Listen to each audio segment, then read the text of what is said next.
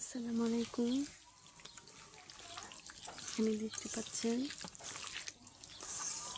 পুরি করার জন্য কাঁচা মরিচ, পেঁয়াজ, মরিচ সব হাতে মেখে মাছ দিয়ে মাছের এই যে কান, মাছের তেল, পটকা এগুলো দিয়ে মূলা দিয়ে পুরি করব।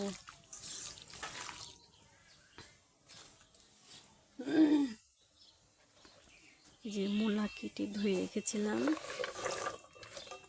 দিয়ে দিব। সুন্দর করে হাতে মাখাবেন।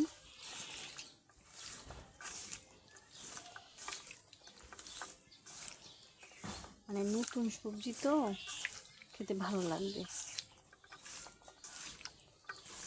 ভালো করে মাখাবেন।